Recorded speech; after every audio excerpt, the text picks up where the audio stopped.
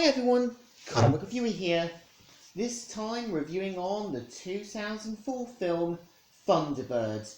Now, as you know, Thunderbirds is a science fiction action adventure film that was directed by Jonathan Frakes, whose film I also reviewed, Clockstopper.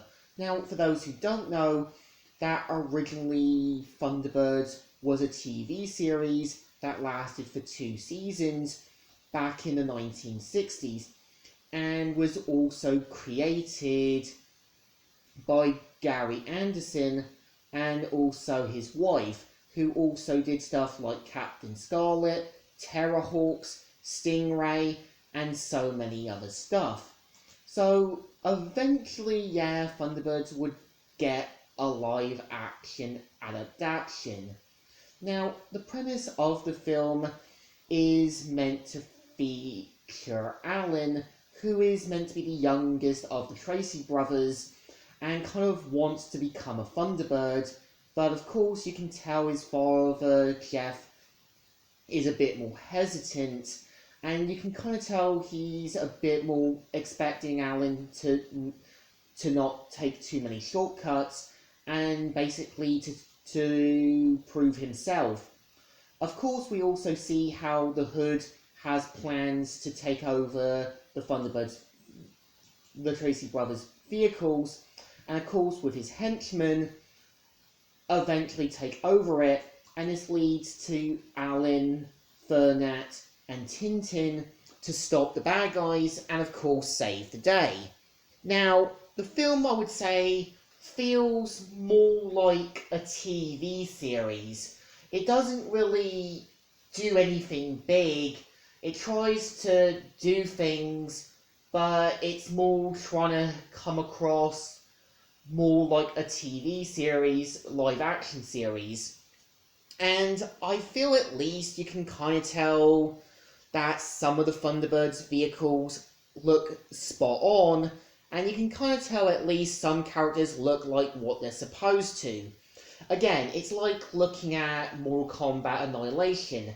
You know, even though the movie was bad by some of the fans, you can kind of tell they at least know that certain characters look like they were supposed to, like Nightwolf, Mortaro, Shiva, and so on. And you can kind of tell at least some of the characters look like what they're supposed to, like Lady Penelope dressing all pinkish. Also, when you have Parker, you can tell does look like he's supposed to. And I think there are moments where the film does feel like they're trying to imply something. Like when Tintin sort of has almost the same mind control powers as the Hood, this either implies that he's the father of Tintin, and it seems to build up to a sequel that we'll probably won't even get. And what's interesting is that the film does feel like it takes place in 2004, even though it's meant to take place in 2010. So I feel if they kept it in the current year and not try to throw it years later, could have worked. Again, I know in the TV series, the Thunderbirds TV series was meant to take place in 2006, in the 2060s. So I feel as well with Thunderbirds, you can tell there are moments where the characters do have some serious moments. Like when Jeff is close to dying and the brain sort of full on getting him to wake up does work.